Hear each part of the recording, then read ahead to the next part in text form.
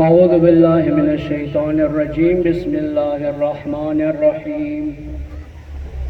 لا حول ولا قوة إلا بالله العلي العظيم. حسبنا الله ونعم الوكيل. نعم المولى ونعم النصير. توكلت على الحي الذي لا يموت. والحمد لله الذي لم يتخذ ولدا ولم يكن له شريك في الملك ولم يكن له ولي من الذل وكبره تكبيرا. اللهم صل على محمد وآل محمد. سبحان ربك رب العزة عما يصفون وسلام على المرسلين والحمد لله رب العالمين. الحمد لله على نعمة الإسلام وكفى بها النعمة. الحمد لله على نعمة الولاية وكفى بها النعمة. الحمد لله على هدايته وكفى بها النعمة. ثم الصلاة والسلام وتحية والإكرام على حبيبه ونجيبه حبيبنا وحبيب قلوبنا طبيبنا وطبيب نفوسنا شفيعنا وشفيع ذنوبنا العبد المؤيد والرسول المسدد المصطفى الأمجد الذي سمي في السماء بأحمد وفي الأرض أبي القاسم محمد.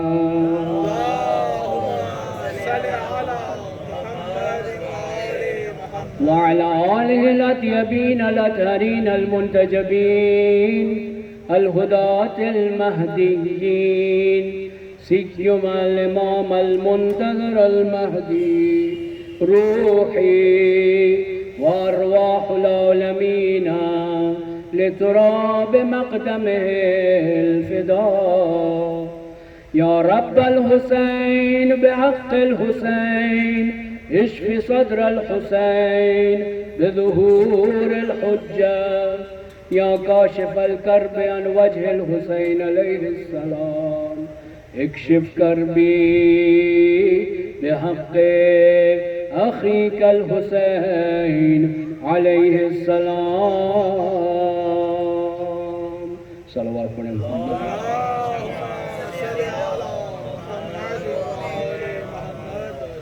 خدا من تعالیٰ کا شکر بجا لاتے ہیں نعمت اسلام پر، نعمت ولایت محمد و آل محمد پر.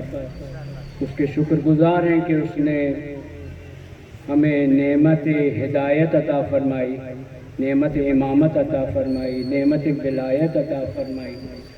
اس کے بہت زیادہ شکر گزار ہیں کہ ہمیں آخری امام کی حجت، آخری حجت کی، آخری امام کی امت میں سے قرار دیا.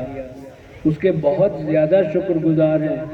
بنسبت اپنے آباء و اجداد کے ہم امام زمانہ کے عصر ظہور کے زیادہ قریب ہیں، زیادہ نزدیک ہیں.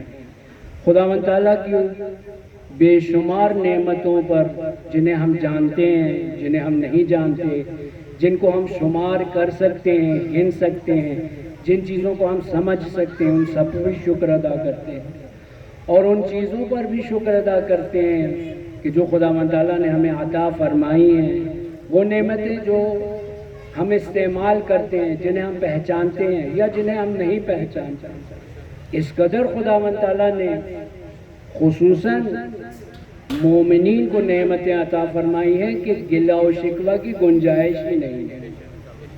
اتنے آرام سے بغیر کسی زبردستی اور جبر کے میں اور آپ حاضر ہو جاتے ہیں. جیسی بھی شرائط ہو، ہوا گرم ہو، پیاس ہو، بھوک ہو، پابندیاں ہوں، خوف ہو، اضطراب ہو، اضطرار ہو، ان سب کے باوجود سینہ تان کے فخر کے ساتھ ان کی مجالس میں شرکت کرتے ہیں، ان کے ذکر میں حصہ ڈالتے ہیں، اور ان مجالس میں کہ جہاں پر نور تقسیم ہوتا ہے، نیتوں کے اور معرفت کے مطابق دیا جاتا ہے۔ آپ نے سنا کہ ایک شخص دعا کر لیے صرف ہاتھ اٹھاتا ہے اور دعا قبول ہو جاتی ہے۔ کیوں؟ لوگوں میں فرق اور امتیاز کس وجہ سے ہے؟ سارا فرق معرفت پہ ہے، اور معرفت کیا ہے؟ جس کو آسان ترجمہ لوگوں نے کر دیا اور معذرت کے ساتھ غلط ترجمہ کیا۔ معرفت کو ترجمہ کیا پہچان، معرفت کی ترجمہ کیا شناخت۔ پہچان اور شناخت معرفت کا ایک جز ہے۔ مثال کے طور پر کہا کہ اہل بیت کی معرفت حاصل کرو، کیونکہ ہر چیز اس کے مطابق عطا ہوتی ہے۔ زائر جو زیارت کرنے جا رہے ہیں یہ سب برابر نہیں ہیں۔ اس وقت سورج کی روشنی مومن اور کافر پر برابر برس رہی ہے، لیکن آیا ہر کوئی اس سے پورا فائدہ حاصل کر سکتا ہے؟ نہیں۔ جو سائے میں بیٹھا ہے، جو جہالت کا شکار ہے، وہ اس نور سے بے فیض ہے۔ خود کو اس نور کے سامنے پیش کرنا ہے اور اپنے اندر وہ ظرفیت وجود میں لانی ہے کہ جس کے مطابق ہم نور کو جمع کر سکیں۔ بارش آسمان سے برستی ہے، آیا تمام ظرف، تمام برتن برابر جمع کرتے ہیں؟ نہیں، ایک چھوٹا ہے، ایک چھوٹا سا کٹورا ہے، ایک بڑا پیالہ ہے، ایک جو ہے وہ مثال کے طور پہ پول ہے، جو ہے سوئمنگ پول ہے، مثال زیادہ ظرفیت ہے۔ ہر چیز اپنی ظرفیت کے مطابق اس نعمت کو جمع کرتی ہے۔ اہل بیت کی نعمت بھی اسی طرح ہے، قرآن کی نعمت بھی اسی طرح ہے، اللہ کی معرفت کی نعمت بھی اسی طرح ہے، محمد و آل محمد کی معرفت بھی اسی طرح ہے۔ اسے اپنے گنجائش ہمیں اپنے اندر وجود میں لانی ہے۔ خوب یہ گنجائش وجود میں لانے کے لیے ساری تگودو جو اہل بیت اطہار علیہ السلام انبیاء اعظام نے کی ہے، وہ اس ظرفیت کو وجود میں لانے کے لیے کی ہے۔ یہ ظرفیت مومنین کے اندر پیدا ہو جائے تاکہ وہ ہمارے نور سے، ہمارے فیض سے بطور کامل استفادہ کریں۔ خداوند تعالیٰ نے تو حدیث قدسی میں یہاں تک کہہ دیا، میں چاہتا ہوں اے بندہ تو میری طرح ہو جا، جیسے میں کہتا ہوں کن فیکون، تو بھی کہے کن اور ہو جائے فیکون۔ خدا تو اس حد تک دیکھ رہا ہے، لیکن ہم نے اپنی ظرفیت کو خود کیا ہوا ہے، یا محدود کیا ہوا ہے، یا اتنا جتنا استعمال کرنا چاہیے اتنا کرتے نہیں۔ آیا اہل بیت نے اس کے لیے کوئی ایجنڈا ہمیں دیا ہے؟ بالکل دیا ہے۔ ایک ایجنڈا ہمارے پاس ہے، قرآن کریم، خداوند تعالیٰ کی کتاب، مصحف، کہ جو ہمارے بزرگوں نے بھی ہمیں بتایا، حضرت علامہ اقبال رحمۃ اللہ علیہ بھی بتا گئے کہ تمہیں اپنے اجداد سے کیا نسبت ہے۔ ہاں، وہ معزز ہوئے زمانے میں، جو ہے وہ شعر کیا ہے، وہ زمانے میں معزز ہوئے مسلمان ہو کر، تم خار ہوئے تارک قرآن ہو کر۔ یعنی ہماری سب سے بڑی جو در حقیقت کوتاہی ہے، ایک اس میں سے قرآن سے دوری ہے، اور قرآن سے دور ہونے کی وجہ سے اہل بیت سے بھی دور ہیں۔ یہ خطرے کی علامت ہے۔ قرآن سے دور ہو جانا، اگر صرف قرآن سے دور ہونا ہوتا تو مسئلہ نہیں تھا۔ قرآن سے دور ہونے کی وجہ سے ہم اہل بیت سے جدا ہو گئے، سب سے بڑی رکاوٹ ہے۔ قرآن کریم وہ پاسپورٹ ہے، وہ ویزا ہے جو ہمیں اہل بیت کے ہاں انٹری دیتا ہے۔ اہل بیت کے ہاں ایک انٹری کا ٹیسٹ ہے، اور وہ یہ ہے، یہ قرآن کے ساتھ کتنا وفادار ہے۔ اور ہمیں یہی چیزیں تو سکھانے کے لیے آئے تھے۔ اہل بیت ہمیں کیا سکھانے آئے تھے؟ اہل بیت اطہار علیہ السلام اپنی تربیت کے ذریعے ہماری تربیت کرنا چاہتے تھے، اپنے اخلاق حسنہ کے ذریعے ہمیں بتانا چاہتے تھے اخلاق حسنہ ہے کیا، غصے کو کیسے کنٹرول میں کرنا ہے، شہوت کو کیسے کنٹرول میں کرنا ہے، وہم کو کیسے کنٹرول میں کرنا ہے، کن چیزوں کی طرف رغبت پیدا کرنی ہے، کن چیزوں کے اوپر قربان ہونا ہے، کن چیزوں سے وفاداری کرنی ہے۔ یہ اہل بیت اطہار کا درس ہے ہمارے۔ علم کی افادیت یہ ہے، علم کا ٹوٹل فائدہ صرف ایک چیز ہے حضرات، جس کی خاطر ہم نے اپنی زندگی جو ہے وہ داؤ پہ لگا دی، اور اپنی زندگی کا بہترین موقع اور بہترین ایام ہم سارے کا سارا علم کی جستجو میں، اور وہ بھی کون سا علم؟ کہ جو نہ عاقبت ہماری سنوار رہا ہے نہ آخرت آباد کر رہا ہے، بلکہ بعض لوگوں کی تو دنیا بھی آباد نہیں کرتا. جو اسکولوں میں پڑھتے ہیں وہ باہر کام ہی نہیں آتا، MBBS کر کے آتا ہے اور ہوٹل کی نوکری لے لیتا ہے. یہ کوئی حال؟ ایک ڈاکٹر ہے اور فلنگ اسٹیشن پہ پیٹرول پمپ پہ کام کر رہا ہے. باہر کے ممالک میں تو اسی طرح ہے، ڈاکٹر ہے MBBS اور فلنگ اسٹیشن پہ کام کر رہے ہیں. جو باہر رہتے ہیں انہیں پتہ ہے یہ کیا ہوا. یہ کیسا علم ہے کہ جو نہ میری دنیا کو آباد کر سکتا ہے نہ میری آخرت کو. وہ علم مفید ہے جو میری عقل کو چالو کرے. ہم عالم اس کو کہتے ہیں جو عقل بھی ہو، جو عقل سے کام لیتا ہو. جو ابھی تک چوری کو، رشوت کو، جھوٹ کو سمجھتا ہے یہ چالاکی اور ہوشیاری ہے، آیا اس کو عقل کہیں گے؟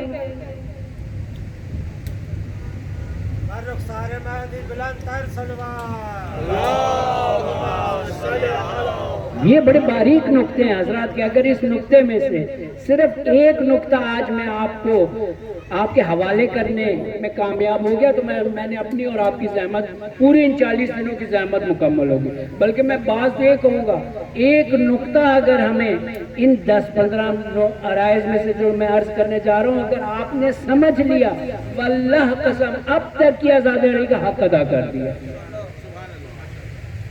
کچھ نقائص ہمارے ہاں موجود ہیں، ہمیں ماننا پڑے گا. سارا ملبہ جو ہے دشمن پہ نہ ڈالیں. گھر میں بھی کچھ کمی ہے، ہمارے اندر بھی ضعف ہے، ہمیں اس ضعف کو پورا کرنا ہے. بعض اوقات فارسی میں بڑا خوبصورت شعر ہے، عدو شود سبب خیر اگر خدا خواہد. کئی دفعہ جو ہے وہ دشمن باعث بنتا ہے کہ وہ ہمارے لیے باعث خیر و برکت ہو جاتا ہے. ایک ملعون نے کراچی میں کھڑے ہو کے حد کے حرمت کی امام زمان علیہ السلام کی ان سالوں میں کہ جن سالوں میں ممبر سے امام کا نام بھی نہیں لیا جاتا تھا، پاکستان کوئی یاد ہی نہیں کرتا تھا، کسی پتہ ہی نہیں تھا کہ دعائے فرج نام کی بھی کوئی دعا ہے، دعائے ندوہ بھی کوئی. اسی پاکستان میں بھی اسی پاکستان میں پلا بڑھا ہوں، میں نے بھی اپنی جوانی ادھر گزاری ہے. کسی کو پتہ ہی نہیں تھا دعائے ندوہ کیا ہوتی ہے، کسی کو پتہ ہی نہیں تھا امام زمانہ کون ہے. ہم آ کے رک گئے تھے کربلا کے اوپر، کربلا سے آگے ہمیں کچھ بھی نہیں پتا تھا. امام زین العابدین کی کیا قربانیاں ہیں، امام باقر کا کیا مقام ہے، امام جعفر صادق نے کیا قربانیاں اور کیسے جہاد کیا، امام رضا علیہ السلام نے کیسے مجالس حسینی کو فروغ دیا، معلوم ہی نہیں تھا کسی کو. سب کچھ روک دیا تھا، اس لیے کہ دشمن نے ہمیں جو ہے وہ مگن کر لیا ایک چیز میں، آؤ اس بات ولایت علی کرو. ہم بھی سب اس میں مگن ہو گئے. ابھی تک جو ہے وہ لگتا ہے ایسے کہ آج بھی امیر المومنین کی ولایت کو کوئی تسنیشیوں میں کوئی جو ہے وہ اس میں کسی کو شک ہے.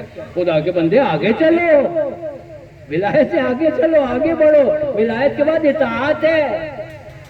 خدا نے ایک ہی چیز صرف مانگی ہے، انی لا اسألکم علیہ من اجر الا المودۃ فی القربى. اور حضرات عربی کوئی بڑی معمولی اور چھوٹی زبان نہیں ہے کہ جس میں جو ہے وکیبلری کی کمی ہو، جس میں لغت کی کمی ہو. عربی بڑی فصیح زبان ہے، بہت ہی بلیغ زبان ہے. اگر خداوند تعالیٰ نے رسول خدا کی آل سے صرف محبت کا تقاضا کیا ہوتا نا تو لفظ حب عربی میں موجود ہے. رسول خدا پھر مودت نہ فرماتے بلکہ فرماتے کہ انی لا اسألکم علیہ من اجر الا المحبۃ فی القربى. مسئلہ ہی ختم ہو جاتا ہے. سب محبت کرو اہل بیت سے، باقی اطاعت جس مرضی کی کرنی ہے کرو، جس کی مرضی اطاعت کرنا چاہتے ہو کرو. لیکن مسئلہ یہ ہے کہ ایک ہی چیز خدا نے امر کی، حتیٰ رسول خدا نے اپنی مرضی سے یہ جملہ نہیں کہا، اور انبیاء نے بھی یہ جملے کہے، قرآن میں موجود ہے. انی لا اسألکم من اجر ان اجریہ الا علی اللہ. تمام انبیاء نے یہ جملہ کہا. حضرت موسیٰ علیہ السلام، حضرت نوح علیہ السلام، حضرت ابراہیم علیہ السلام، تمام اولو العزم انبیاء نے یہی کہا ہے، ہم اپنی زحمتوں کا تم سے کوئی اجر نہیں مانگتے، ہمارا اجر خدا کی جانب سے ہے. ختم بات. خوب رسول بھی یہی کہہ دیتے، نہیں یا رسول اللہ آپ پابند ہیں، جملے کو چینج کریں. کیا ان سے مودت مانگے؟ مودت میں محبت شرط نہیں ہے، اطاعت شرط ہے.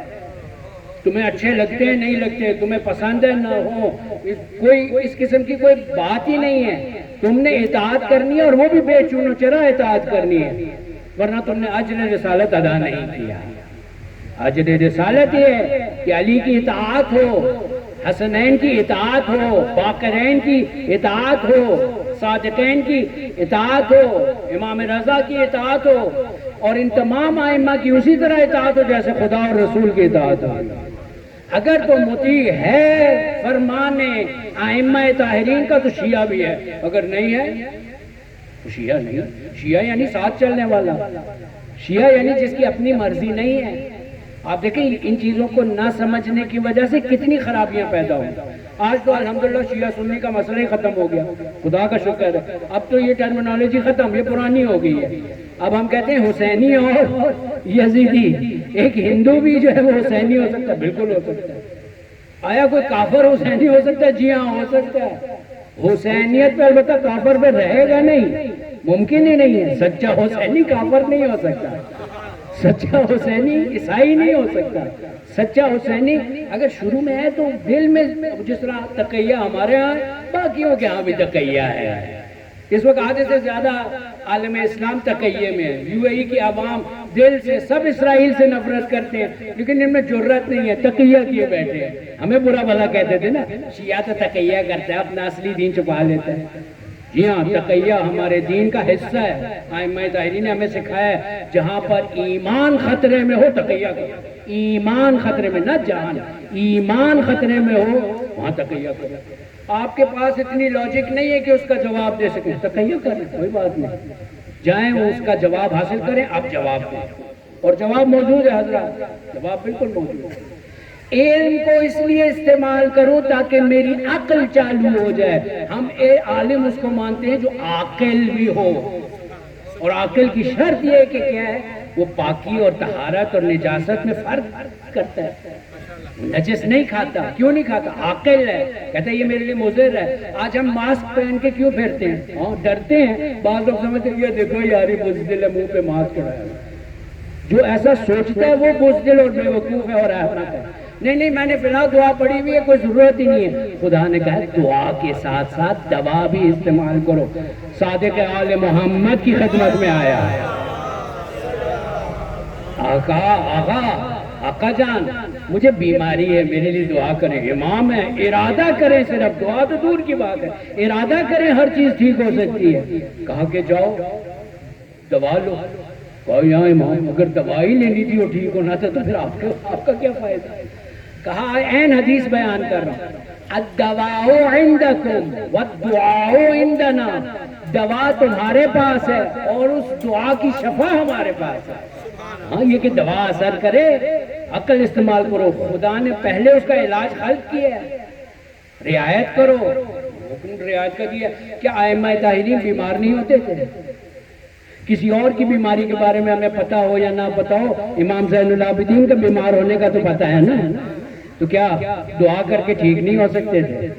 ہاں میں تھوڑا سا آپ کو پریشان کرنا چاہتا ہوں عقلوں کو، تاکہ ہم استعمال کریں.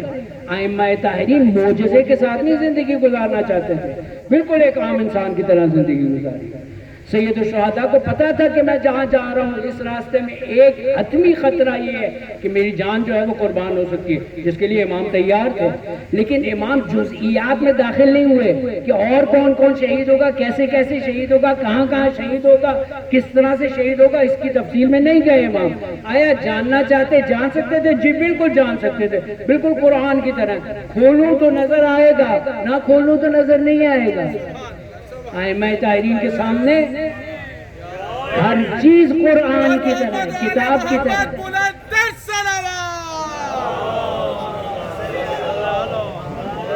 اسی لیے تو کہا دین مخصوصاً دین اسلام دین عقل ہے. دین عقل ہے، ہر چیز کا پیمانہ عقل کے ساتھ ہے. تمام ائمہ طاہرین کی زندگی میں ان کے قول، فعل، کردار، گفتار، رفتار، جس چیز کو بھی آپ پیمانے میں رکھیں عقل پہ پوری اترتی.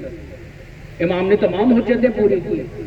ائمہ آئے اسی لیے، صرف ایک ڈیوٹی کے لیے ائمہ طاہرین آئے. واللہ اس قرآن کا خلاصہ اگر بیان کیا جائے تو صرف ایک چیز سامنے آتی ہے، اور وہ یہ ہے کہ انسانی اور اخلاقی اقدار کو احیا کرنا. بس صرف انسانیت کو بچانے کے لیے آئے. ائمہ طاہرین آئے اسی لیے. واقعہ سنیں، کیونکہ واقعہ سننے کی ہم مومنین کو زیادہ عادت ہے، مزہ بھی ہمیں زیادہ آتا ہے. درود پڑھیے محمد و آل محمد.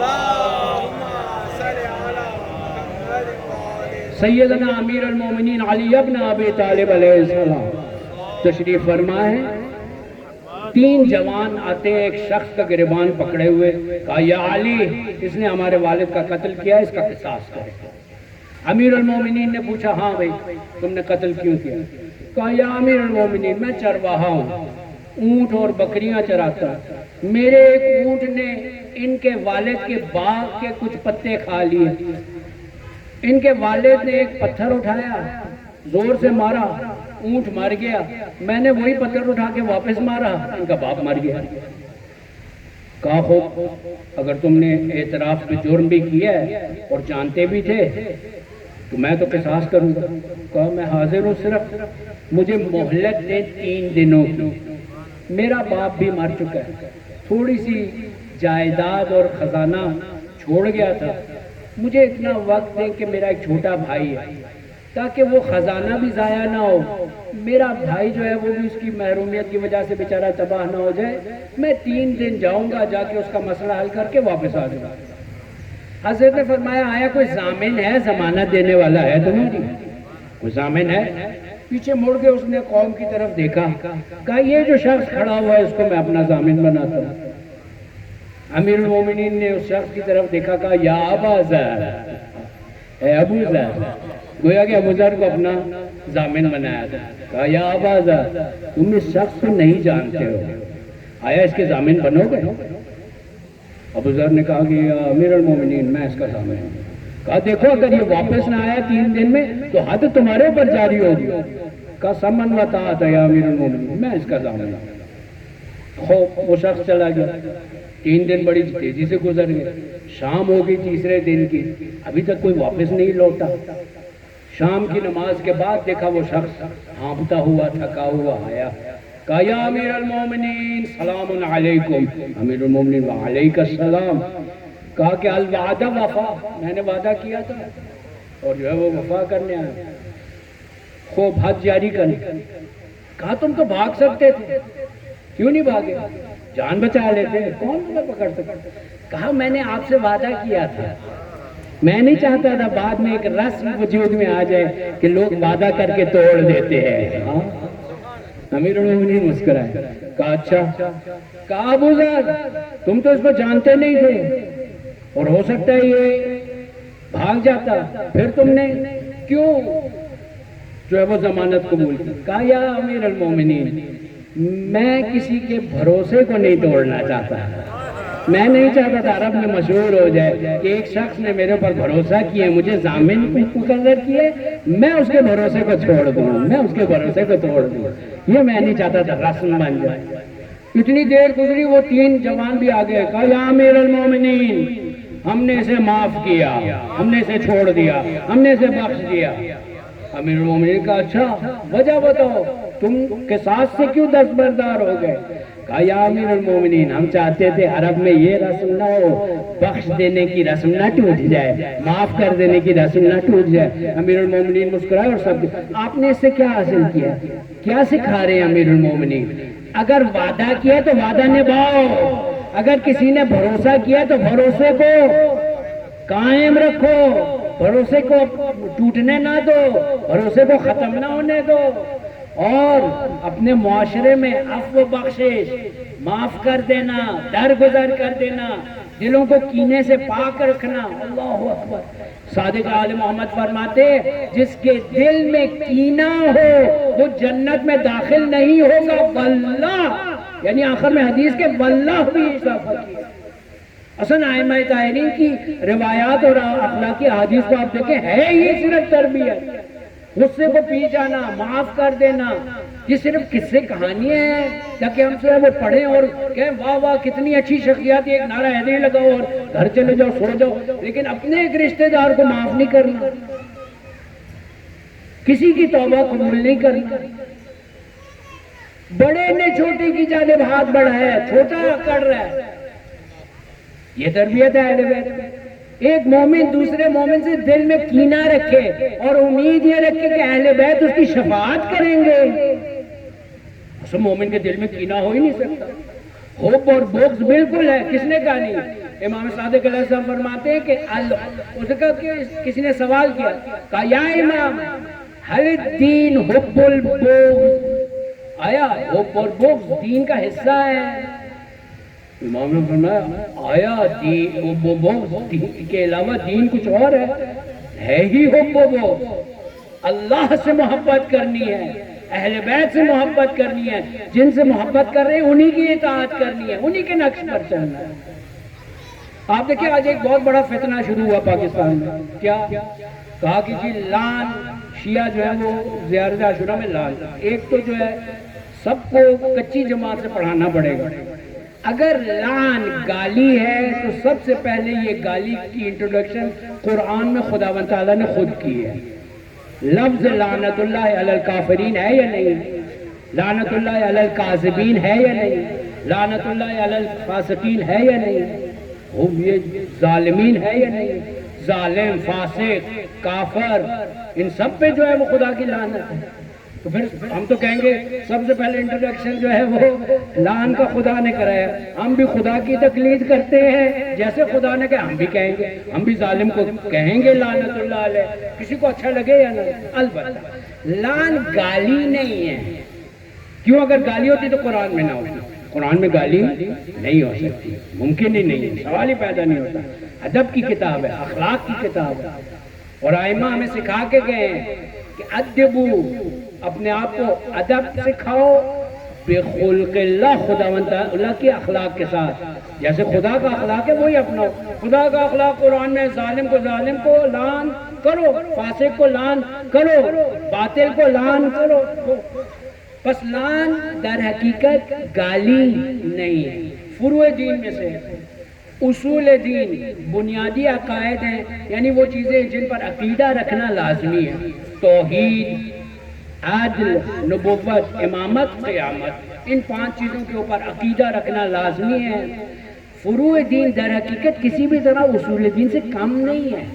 یہ کہ میری توحید صحیح ہے، فروع دین بتائیں گے، میری نماز بتائے گی، میں کس کو اپنا معبود مانتا ہوں، میں کس کا، میرا روزہ بتائے گا، کیونکہ کوئی پہرہ دار تو نہیں ہے، میں چھپکے سے جا کے باتھ روم میں شاور کھول کے پانی پینا شروع کر دوں، کون دیکھ رہا ہے؟ ہاں بچپن میں بچے بہت سارے روزہ جو ہے وہ اس طرح افطار کر لیا کرتے تھے، نہاتے نہاتے کلی کرنے کی اجازت ہے، کلی تھوڑی سی لمبی ہوگی، ہاں تھوڑی سی لمبی ہوگی، پھر پیٹ میں بھی چلی گئی، نہیں بھولے سے ہوگی، کوئی بات نہیں۔ لیکن کون ناظر ہے، کون میرا مالک ہے؟ میری لجام کس کے اختیار میں ہے؟ میری زبان کس کے اختیار میں ہے؟ میری نگاہ کس کے اختیار میں؟ سلام اور لعن میں فرق کیا ہے؟ جب تک آپ نے لعن کو مکمل نہیں کیا آپ کا سلام بھی قبول نہیں کیا۔ یہ بھی ہمیں قرآن نے سکھایا ہے۔ آیت الکرسی کے بعد کی 2 آیات جو اس میں کیا ہے؟ فَمَن يَكْفُرْ بِالطَّاغُوتِ وَيُؤْمِنْ بِاللَّهِ، پہلے طاغوت کا انکار کرنا ہے، پھر ایمان باللہ ثابت ہوگا۔ جب تک آپ نے کفر کا اعلان نہیں، کفر کا انکار نہیں کیا، آپ جو ہے وہ ایمان کی تصدیق کر ہی نہیں سکتے، ممکن ہی نہیں۔ پہلے 100 لعن آتی ہیں، پھر 100 سلام۔ پہلے لا الہ الا اللہ میں کہتے ہیں لا الہ، کوئی معبود نہیں ہے الا اللہ، مگر خدا۔ یہ کانسیپٹ جو ہے اہل بیت نے ہمیں سکھایا، خدا نے ہمیں سکھایا۔ بس یہ مان لیں۔ سلام جو ہے در حقیقت ائمہ طاہرین کو، اس کو بھی میں ذرا وضاحت کر دوں، سلام کا مطلب صرف سلام نہیں ہے جو ہم آپس میں ایک دوسرے کو کہتے ہیں۔ در حقیقت سلام کو اگر جو ہے وہ ہم کھولیں گے تو کیا بنے گا؟ سلام کا مطلب یہ ہے السلام علیکہ یا ابا عبداللہ، یعنی اے حسین علیہ السلام آپ پر میری جانب سے سلامتی ہے۔ یعنی کیا سلامتی؟ ہم کیا سلامتی پہنچائیں گے امام حسین کو؟ ہم کیا سلامتی پہنچائیں گے؟ یا اگر ہم سلام نیکیوں والا سلام بھی گنے تو ہم کیا امام کو ثواب پہنچا سکتے ہیں؟ سارا ثواب کا منبع تو وہ ہے جن کی ایک نظر کرم ہمارے حالات بدلی کر سکتی ہے، ایک نظر کرم نہ وہ، بلکہ ان کے خاندان کی ایک معمولی سی ہستی، حضرت رقیہ، حضرت سکینہ، حضرت علی اصغر، صرف ایک نیم نگاہ ہماری طرف کریں ہمارے حالات بدلی ہو سکتے ہیں۔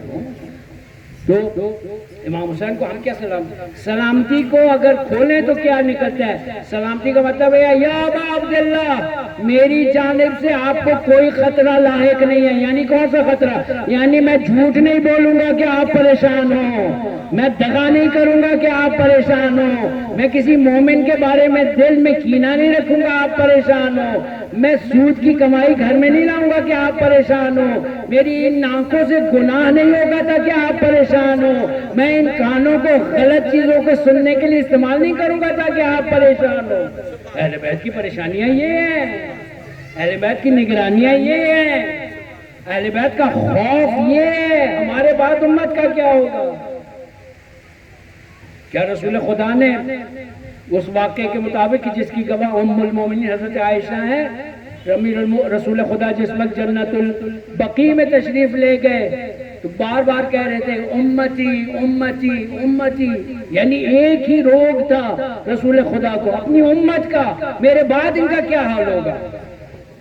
کہیں گناہ میں تو آلودہ نہیں ہو جائیں گے، کہیں پٹی سے اتر تو نہیں جائیں گے، کہیں میری زحمتیں 40 سال مکہ کی دربدری مدینے میں اور میری آل نے جو قربانیاں دی، آپ اندازہ لگائیں، صرف ایک امام حسین کی قربانی کا جواب نہیں ہم دے سکتے.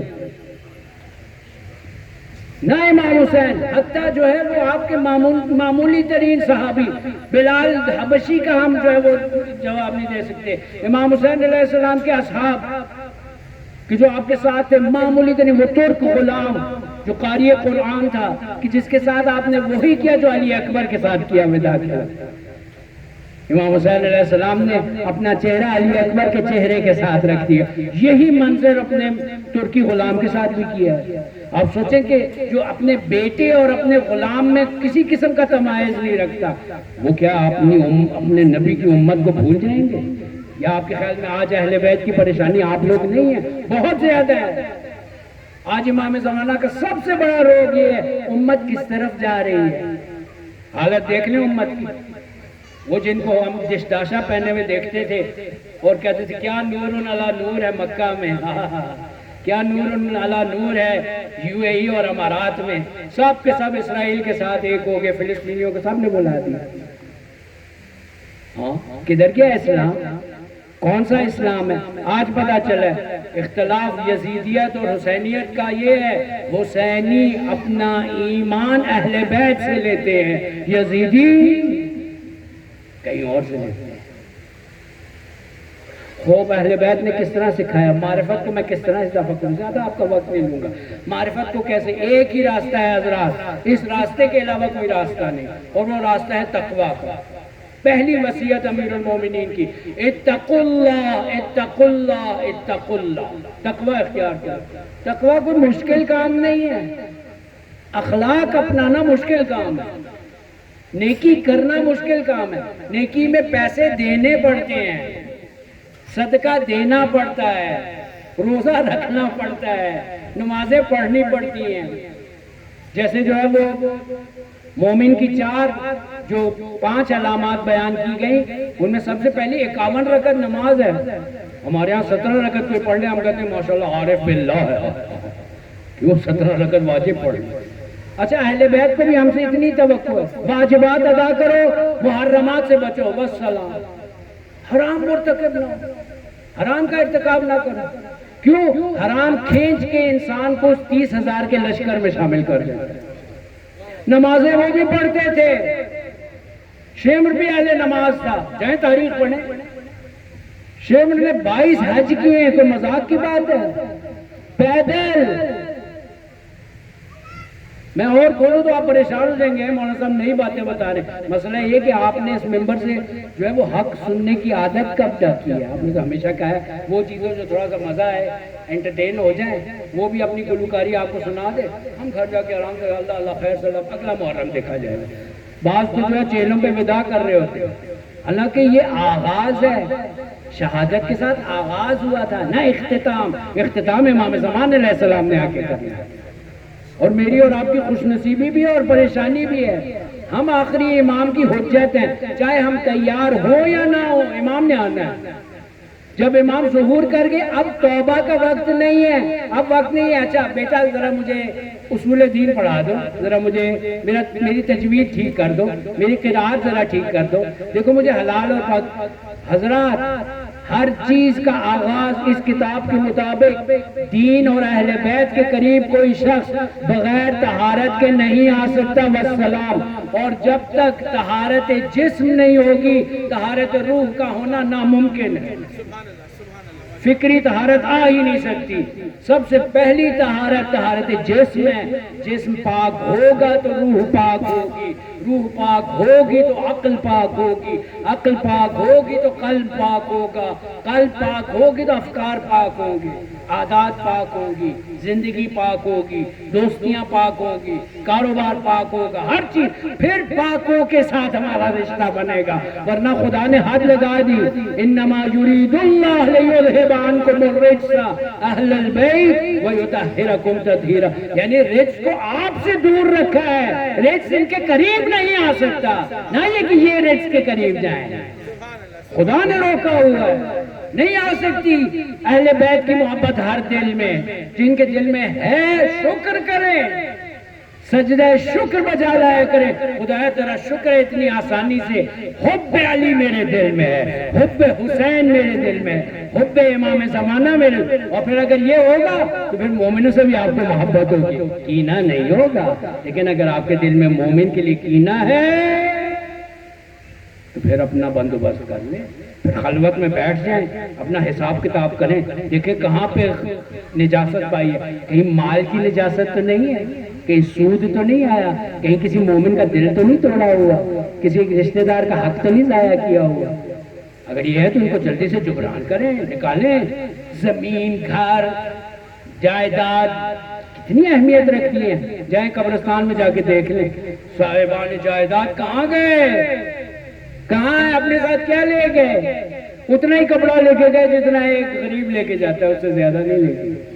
سکندر اعظم نے کہا جب مجھے لے کے جا رہے ہو میرے دونوں ہاتھ میرے کفن سے باہر نکال دینا تابوت سے، کہا کیوں، تاکہ کہا دنیا دیکھے یہ جو شہنشاہ تھا دنیا کا خالی ہاتھ جا رہا ہے۔ اہل بیت یہی تو بتانا چاہتا، اہل بیت نے کیا جائیدادیں بنائی ہیں، میرے اور آپ کے سب سے عظیم امام، اللہ اکبر، امیر المومنین، ساری آدھی دنیا کے حاکم ہوتے ہوئے زمین پر فقیروں کی طرح بیٹھ کے 3 دن کی پرانی باسی روٹی پانی میں بھگو کے کھا رہے، کیا یہ قصہ ہے؟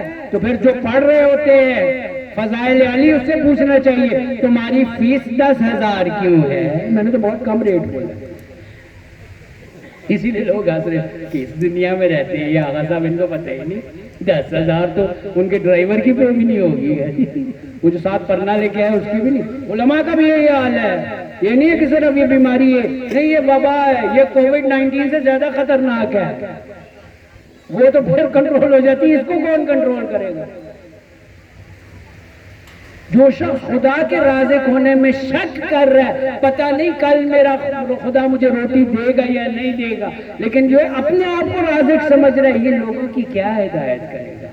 واللہ قسم ایک منٹ جو ممبر کا ضائع کیا جاتا ہے اس کا حساب کتاب ہوگا، ہم سے بھی، سننے والوں سے بھی، اور جو پڑھ رہے اس سے تو زیادہ۔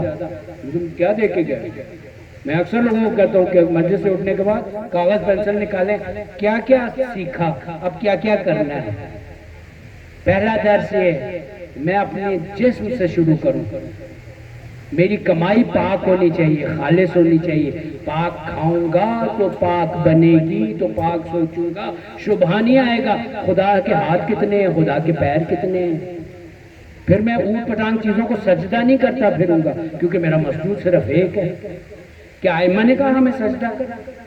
کسی امام نے اجازت دی؟ امیر المومنین سواری پر، نہج البلاغہ کا واقعہ، سواری پر جا رہے ہیں، لوگ آگے آگے دوڑ رہے تھے، رک گئے، کہا کیوں دوڑ رہے ہو؟ کہا جب بھی کسی کا احترام کرنا ہوتا ہے تو ہم اس کے ساتھ ساتھ دوڑتے ہیں۔ کہا تمہارا کام ابس ہے، مجھے کوئی فائدہ نہیں پہنچا رہا، تمہیں بھی کوئی فائدہ نہیں پہنچائے گا، مت کرو یہ کام۔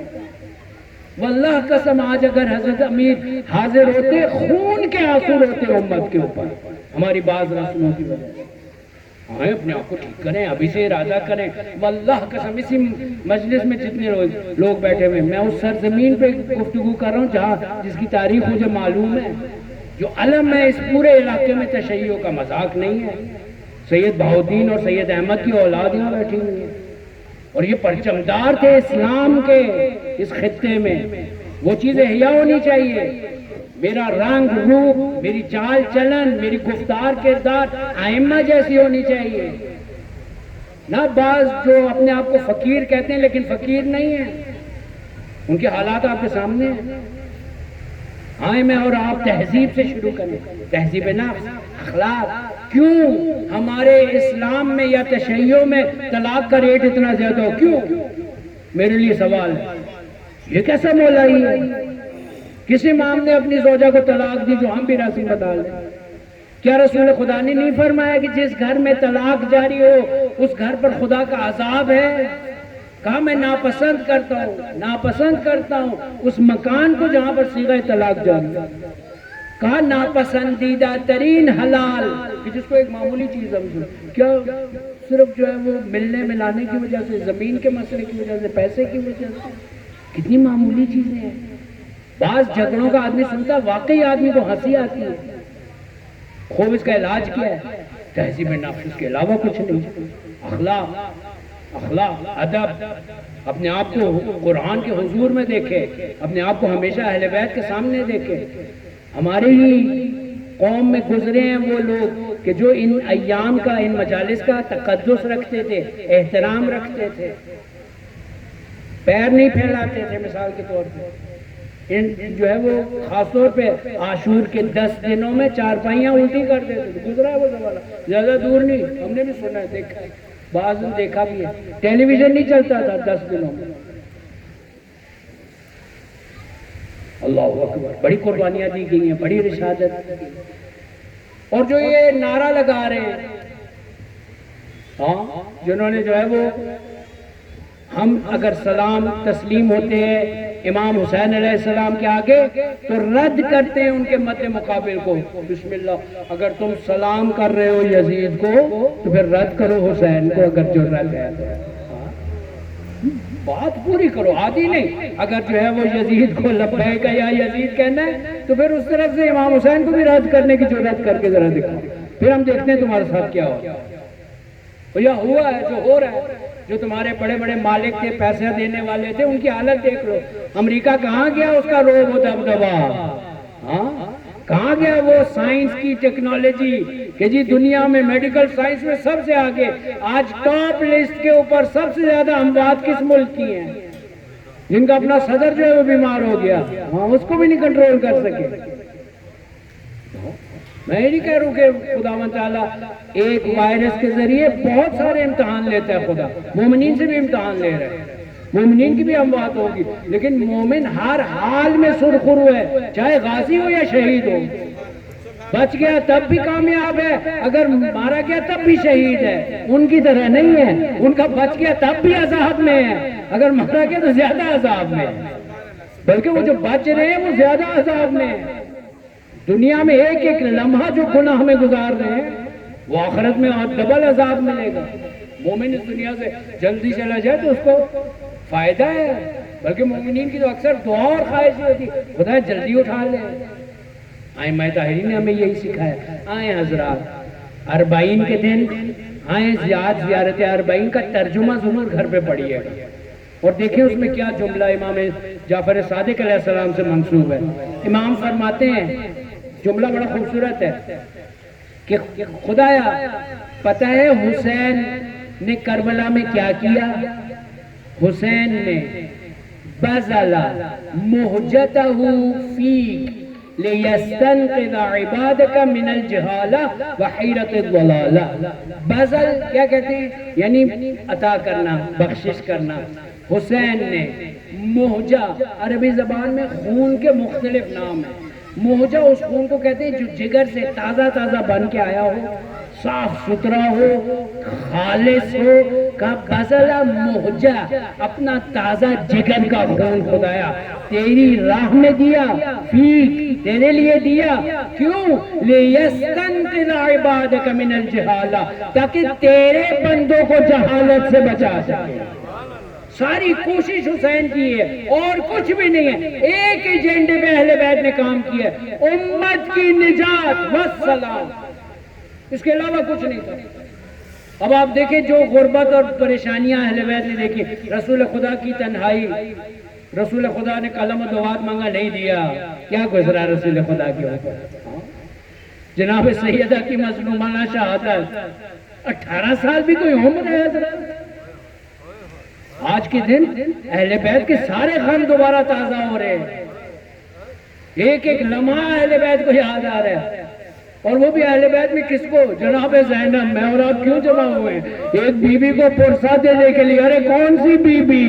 وہ بی بی جو 5 سال کی عمر میں ایک دن رسول خدا کے ساتھ انگلی پکڑ کے چل رہی تھی، مسجد نبوی سے باہر تھوڑی جا رہے ہیں، اندر ہی لے کے پھر رہے تھے، بی بی بھی پورے حجاب میں تھی، کوئی دیکھنے والا بھی نہیں تھا۔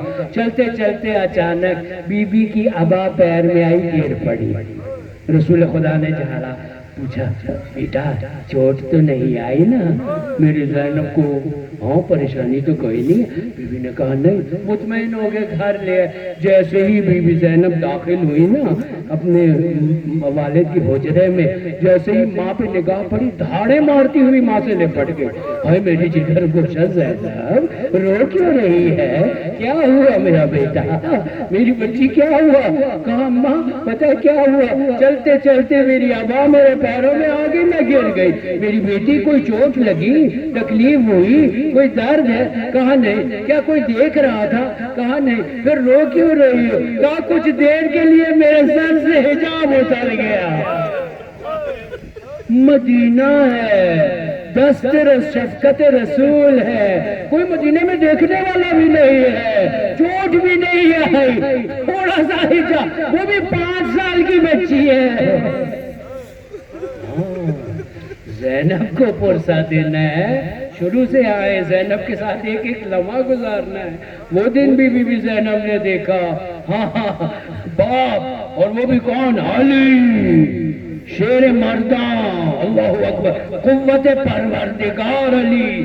بی بی نے کبھی اس طرح علی کو نڈھال نہیں دیکھا تھا جیسے شب شہادت حضرت فاطمہ دیکھا، کہ مسجد محراب سے لے کے امیر المومنین کے گھر کے دروازے تک بمشکل 10 قدم فاصلہ ہوگا، 10 قدم سے زیادہ نہیں۔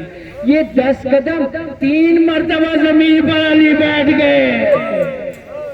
جب بی بی کی وفات کی خبر سنی نا، بیٹھتے پھر ہمت کرتے، اٹھتے پھر بیٹھ جاتے، 3 مرتبہ۔ اللہ اکبر۔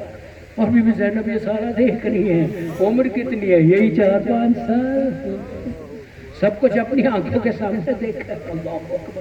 ایک ایک چیز دیکھیں، وہ بھی دیکھا جب حسن مجتبیٰ کے جگر کے ٹکڑے، وہ بھی دیکھا جب باپ کی ریش جو ہے سر کے خون سے خضاب ہوئی ہوئی تھی، وہ بھی دیکھا، کبھی باپ کو بے ہوش ہو کے اور پھر ہوش میں آتے دیکھا، آخری وصیتیں کرتے سنا۔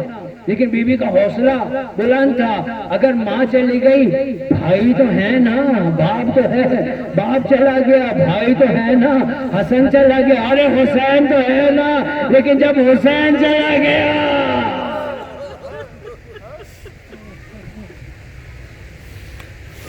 اسی لیے کہتے ہیں شب عاشور بڑی سخت رات تھی بی بی زینب کے لیے، ساری رات جاگتی رہی، ساری رات اسی خیمے میں بیٹھی رہی ہے، خیمہ حسین میں، کسی اور کی طرف توجہ نہیں، دونوں نگاہوں سے صرف بھائی کو دیکھ رہی ہے۔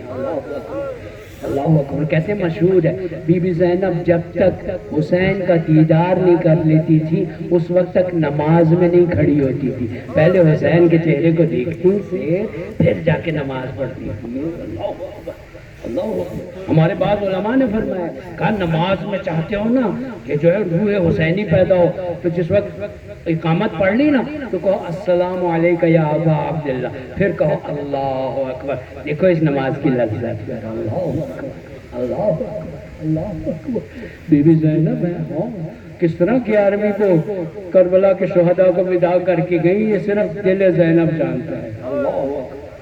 فاتحہ کوفہ و شام، فاتحہ اسلام، اللہ اکبر۔ کیسے مظلومیت کے ساتھ بی بی نے خطبے دے دے کے مجھے اور آپ کو یہاں تک پہنچایا ہے۔ ہاں بہت بڑا احسان ہے اس بی بی کا میرے اور آپ کے اوپر۔ واللہ قسم نہ بچایا ہوتا، نہ کوئی حسین کو یاد کرتا، نہ کسی کو یاد آتا کربلا میں ہوا کیا، ظالم کون تھا، مظلوم کون تھا، بھول جاتے لوگ، خدا کا وعدہ بھول جاتے۔ یہ بی بی کے خطبوں نے بچایا ہے۔ اللہ اکبر۔ آئیں پھر ہم بھی آج اربعین کے دن پتہ کیا ہوا تھا؟ آج کے دن کا اہم واقعہ 40ویں دن پہ روایات کے مطابق مستند میں سید ابن طاووس سے لاہور سے نقل کر رہا ہوں۔ واقعاً سید ابن طاووس کا مقام ہمارے علماء میں کہتے ہیں کہ کیوں، اس لیے کہ امام زمان علیہ السلام کے جو ہے وہ ایک تو شرف حضور بھی بنا تھا اور مشہور تھا، کہتے تھے اگر کسی محفل میں امام زمانہ موجود ہے میں امام کی سانس سے پہچان سکتا ہوں کہ وہ کہاں بیٹھے ہوئے ہیں۔ اتنی عظیم ہستی۔ وہ لکھتے ہیں کہ چہلوں پہ اہل بیت کربلا میں موجود تھے اور جابر ابن عبداللہ انصاری اپنے ساتھ کچھ بنی ہاشم کو لے کے مدینہ سے پہنچے تھے۔ خوب جابر کو ایک وعدہ رسول خدا نے دیا تھا، جابر میں نہیں ہوں گا لیکن جابر تم دیکھو گے میرے فرزند امام باقر کو، جب اس کو دیکھو تو میرا محمد کا سلام میرے فرزند باقر کو دینا۔ اللہ اکبر، اللہ، وہ بھی ایک قصہ ہے جو کبھی پھر انشاءاللہ۔ اللہ اکبر۔ جابر کو بس امید تھی کہ میں دیکھوں، لیکن جابر کو یہ نہیں پتا تھا کہ ایسا وقت بھی آئے گا کہ میں آنکھوں سے نابینا ہو چکا ہوں گا اور اپنے محبوب کی قبر کی زیارت بھی نہیں کر سکوں گا۔ نابینا تھے آنکھوں سے۔ عطیہ اوفی جو بزرگان کوفہ میں سے اس کو بھی ساتھ لیا رہنما کے طور پہ۔ جیسے ہی عطیہ اوفی کہتا ہے جیسے ہی ہم فرات کے قریب پہنچے نا، کہا کہ عطیہ میں یہاں پہ تم بھی غسل بجا لاؤ، صاف کپڑے پہنے، ہم جا رہے ہیں شہداء کی زیارت کو۔ ہاں صاف کپڑے پہنے۔ کہا تمہارے پاس کوئی عطر کوئی چیز ہے خوشبو کی؟ کہاں ہاں ہے۔ تھوڑا سا عطر لیا اور اپنے اوپر لگایا اور ہر قدم کو سلام کرتے ہوئے قبور اہل بیت کی طرف روانہ ہو گئے۔ جیسے ہی چلتے جا رہے ہیں مشہد امام کی طرف، جیسے ہی قدم بڑھا رہے ہیں روتے جاتے ہیں، نڈھال ہوتے جاتے ہیں۔ جابر جو 100 سال کے ہو چکے ہیں اس بڑھاپے میں چلتے ہوئے جا رہے ہیں۔ جیسے ہی قبر اطہر پہ پہنچے عطیہ اوفی نے کہا جابر اب ہمارے سامنے قبر حسین ہے۔ دونوں ہاتھ قبر پر رکھ کے کہا السلام علیکہ یا ابا عبداللہ، سلام ہو آپ پر حسین، من الغریب الالغریب، میں بھی غریب لیکن آپ کی غربت مجھ سے زیادہ۔ کہا عطیہ جانتے ہو ہم ثواب میں حسین کے ساتھ شریک، بڑی مشہور حدیث بیان کر رہے ہیں جابر۔ کہا عطیہ ہم بھی حسین کے ساتھ ثواب میں شریک ہیں۔ کہا یہ کیسے ممکن ہے جابر؟ نہ ہم نے پیاس سہی ہے، نہ ہم نے غربت دیکھی ہے، نہ ہم زخمی ہوئے، نہ ہم شہید ہوئے۔ کہا عطیہ میں نے اپنے دونوں کانوں سے حبیب خدا سے سنا ہے، رسول خدا نے فرمایا جو جس سے محبت کرتا ہے اس کے عمل میں شریک ہوتا ہے۔ ہم حسین پر مارے جاتے ہیں، ہم حسین کے ساتھ شریک ہیں۔ اتنے میں عطیہ نے کہا لگتا ہے دور سے کوئی آ رہا ہے۔ فوراً جو ہے وہ قبور کی آگ میں چھپ گئے۔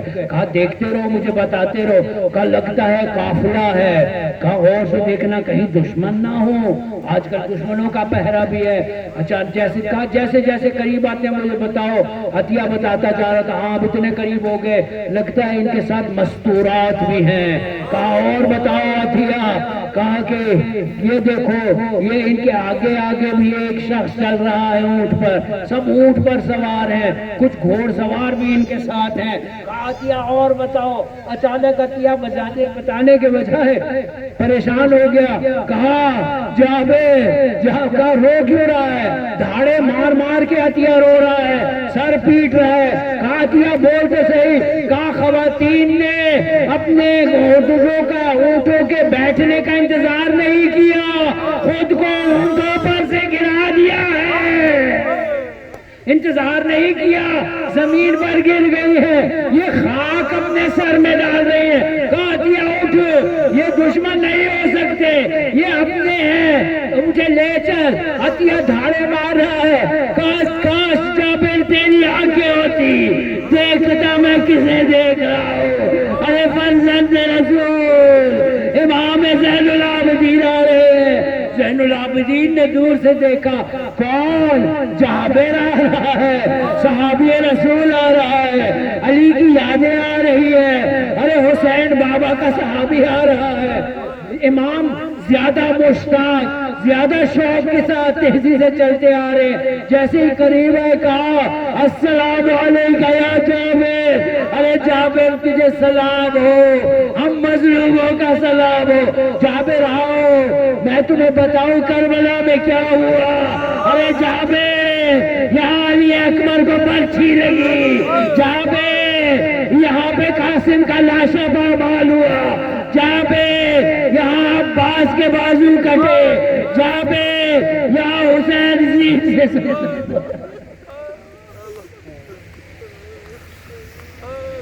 کہا جابر ہم تمہاری پذیرائی نہیں کر سکتے، معاف کر دو، ہم بھی غریب الوطن ہیں، لیکن آؤ جابر۔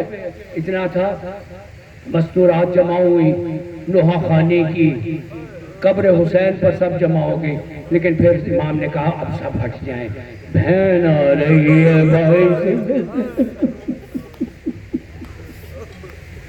بی بی تشریف نہ کہا السلام علیکم یا ابا عبداللہ، حسین آپ پر سلام ہو۔ بھائی آپ نے کربلا میں وعدہ نبھا دیا، بھائی میں کوفہ گئی، بھائی میں نے درباروں کو فتح کیا، بھائی میں نے ظالم کو مقہور کر دیا، بھائی میں نے باطل کی کمر توڑ دی، بھائی مجھ سے جو پوچھنا چاہتے ہو پوچھو، بھائی میں نے امانتوں میں وفاداری کی، بھائی جو مجھ سے پوچھنا چاہتے ہو پوچھو، لیکن 10 بستہ زینب کی گزارش ہے، سوائے ایک امانت کے باقی کسی چیز کے بارے میں پوچھو، ایک امانت میں وفا نہ کر سکی، آپ کی 4 سالہ لاڈلی کو چھوڑ آئی۔ حسین مجھ سے نہ پوچھو، یاد ہے نا میرے اون و محمد میدان میں گئے تھے، جب دونوں شہید ہوئے میں نے خیمے کا پردہ گرا دیا، کیوں جانتے ہیں کیوں؟ اس لیے کہ میں نہیں چاہتی تھی میرے بھائی کی حسرت بھری نگاہوں کے برداشت نہیں کر سکتی تھی، میرے بھائی ایک لاشا آپ نے اٹھایا ہوا تھا، ایک عباس آپ پردے کے پیچھے سے کہتے رہے ارے زینب آؤ بچوں کا چہرہ دیکھ لو، میں نے قربانی دی، اس قربانی کے بدلے مجھ سے ہم سے کہنا اور رقیہ کہنا مجھے۔ اللہ لعنت اللہ علی القوم الظالمین، سيعلم الذین ظلموا أي منقلب ينقلبون۔ ماتم حسین